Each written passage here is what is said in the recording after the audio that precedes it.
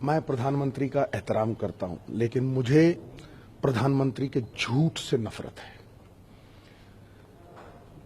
विश्वास सबसे बड़ी पूंजी है किसी भी राजनेता की। ये वो कमल का फूल नहीं है जो धूप में मुरझा जाएगा। ये तूफानों में भी इंसान की नैया को खेता है। मिट्टी के बर्तन की तरह होता है, एक बार टूट गया थूक लगाते रहो, गूंद लगाते रहो, फिर जुड़ता नहीं। जो विश्वास था मोदी साहब पे वो चकनाचूर हो गया है। जो लहर थी 2014 की वो कहर बन गई है आम आदमी पे, जहर बन गई है आम आदमी के लिए। मोदी साहब सिर्फ पूंजीपतियों की, बड़े बड़े पूंजीपतियों की कठपुतली बन के रह गए। किसान जब भी 2 लाख रुपए 5 लाख रुपए देनदार होता है, मुनियादी कराते हो, ढोल पिटवाते हो, जलील करते हो, नीलामी करवाते हो। तो अडानी साहब की बिल्डिंगों की नीलामी तुमने क्यों नहीं करवाई? वो देश का पैसा है, 1 लाख करोड़ देनदारी है। तुम लोग प्रेस वाले छापते नहीं हो, पता नहीं क्या तुम्हारी भी सुमड़ी में घूम रही है, मुझे समझ नहीं आता। मैं इतनी बार बोल चुका, चलाओ, बहुत ठोक के चलाओ। सत्य प्रताड़ित हो सकता है, पराजित नहीं होता है। एक बात, ये बात, योद्धा वही जो जूझे रण के अंदर। तो सर आपके ऊपर भी सवाल उठा रहे हैं आप? मैं कह रहा हूं, मैं कह रहा हूं वो इशू यहाँ उठा रहे हैं जब आपके मध्य प्रदेश आने पे। मैं कह रहा हूं वो तो रंग ले आई करतारपुर साहब का। 15-16 करोड़ लोगों के लिए वो अमृतदायी सिद्ध हो गई। वो राफेल डील तो नहीं थी। अंबानी साहब की डूबी हुई 7500 करोड़ रुपए की कंपनी, हाँ, डसॉल्ट 10 रुपए का शेयर 1100 में खरीदती है। वो ये डील तो नहीं थी। हाँ, डीलें करते हो, मखौटे लगाते हो। क्या मिली है ऐसे लोगों से जिनकी फितरत छुपी रहे, नकली चेहरा सामने आए, असली सूरत छुपी रहे। ये नकली चेहरा जो है ना, मुखौटा उतार के फेंक दिया है लोगों ने, याद रखना।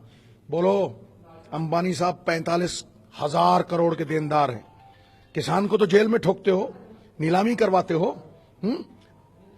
गरीब की बेटी मरे तो कोई ना जाए, और अमीर की बकरी मरे तो सारे जाएं। हैं? पूछो इनसे। 45 गुजरात के, अकेले गुजरात के 1 लाख करोड़ अडानी, 45,000 करोड़ अंबानी, 22,000 करोड़ आलोक इंडस्ट्रीज, जिसको बैड डेट शो करके 5,000 करोड़ ने अंबानी साहब ने खरीद लिया है। SR industries 37,000 crore.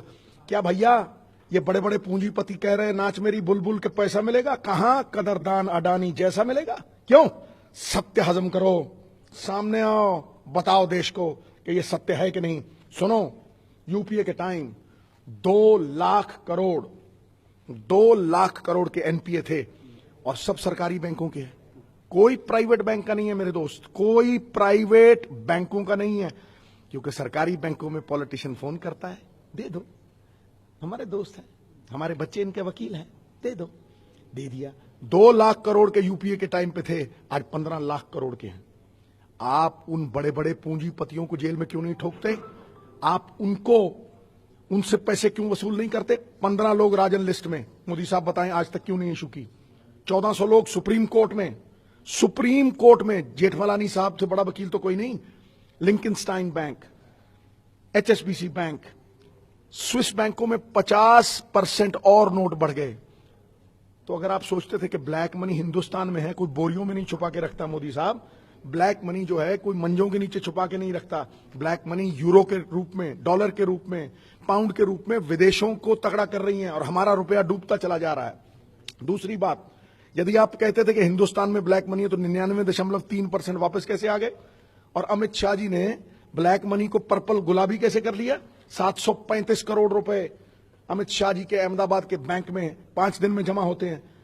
अगर 1 घंटे में जमा कराने हो ना 2.5 लाख, तो 12,000 लोगों को जमा कराना पड़ेगा। मैं कह रहा हूं 12 लोग थूक से गिनते हैं नोट, वो कोऑपरेटिव बैंक 12 लोग जमा करा जाए, मैं टांगों के नीचे से निकल जाऊं। सुन लो और सुन लो, प्रधानमंत्री सुन लो ना, मैं कह रहा हूं, सुन भैया, किसी इंडिविजुअल से कुछ करवा दो, उसका कुछ फर्क पड़ता है? मैं उनकी माता जी का आदर करता हूं, लेकिन मैं भारत माता का भी आदर करता हूं, जिसका चीरहरण हो रहा है।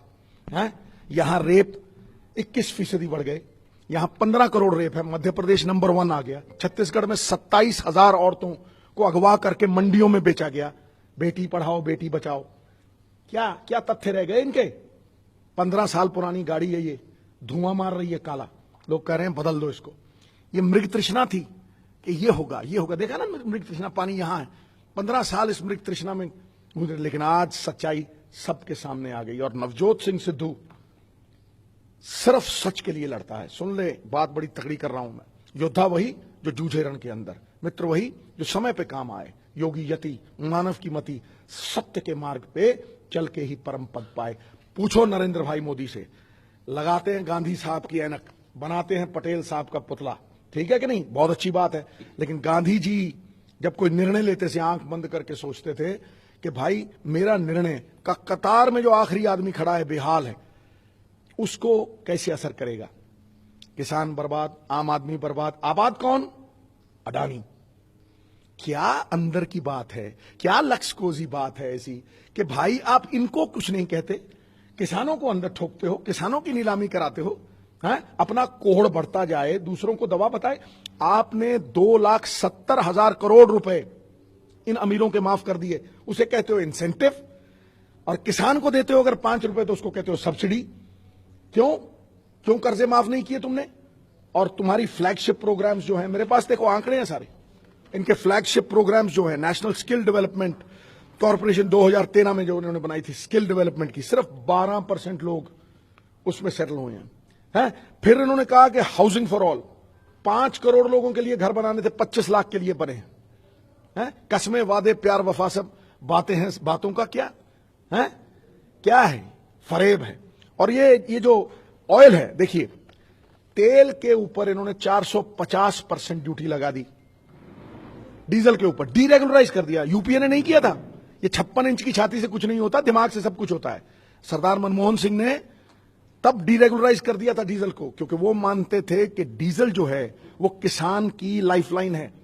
इन्होंने डीरेगुलराइज कर दिया डीजल को। डीजल पे 450 गुना ड्यूटी बढ़ा दी, पेट्रोल पे 211 गुना ड्यूटी बढ़ा दी। अब मैं तो आपको पूरे एग्जैक्ट फिगर देता हूं। मई 2014 में 9.2 रुपए थी 1 लीटर डीजल पे, इन्होंने 19 रुपए कर दी।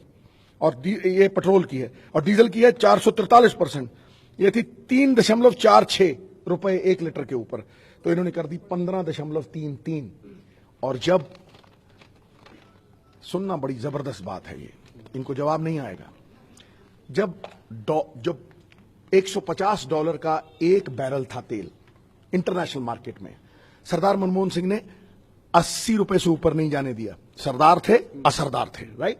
फिर इनका 40 रुपए पे एक बैरल आया, $40 पे, तो मोदी जी ने वो फायदा आम आदमी को दिया, 4 गुना सस्ता किया। जीएसटी के एसेंशियल कमोडिटीज के एम्बिट में लाए, 45 रुपए से ऊपर नहीं होता। फायदा किसको दिया? रिलायंस के पेट्रोल पंप, जो $150 जब बैरल था बंद हो गए थे। एसआर के पेट्रोल पंप जब 40 पे गया एक बैरल, तो खड़े हो गए रिलायंस के पंप, खड़े हो गए एसआर के पंप। क्यों भाई? अमीर का चिराग जलने दो और गरीब की झोंपड़ी जलने दो। क्यों? कहते तो तुम हो अंत्योदय। पंडित दीनदयाल उपाध्याय की जो स्कीम है, वो अंत्योदय, आखिरी बंदा कतार में। तो जब गांधी जी सोचते थे तो वो आखिरी बंदे की सोचते, तो तुम जब आंख बंद करते हो तो तुम्हें अडानी जी दिखते हैं। क्यों भाई?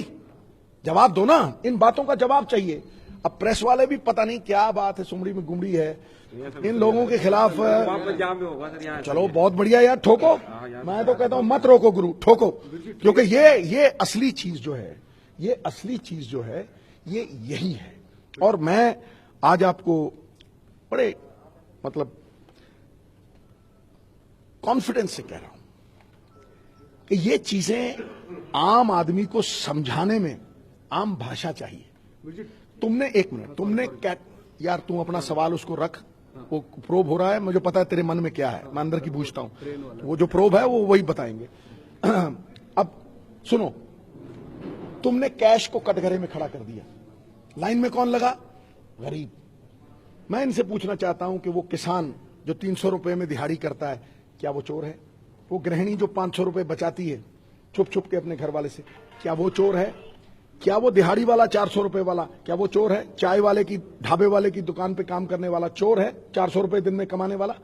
ये इन्फ्लेशन जो है ना, रुपया नीचे गिरा, और डॉलर पाउंड यूरो तगड़े हो गए, ये इन्फ्लेशन का असर उस गरीब पे पड़ता है जो 400 रुपए कमाता है, क्योंकि उसके 400 रुपए की वैल्यू 100 रुपया रह जाती है।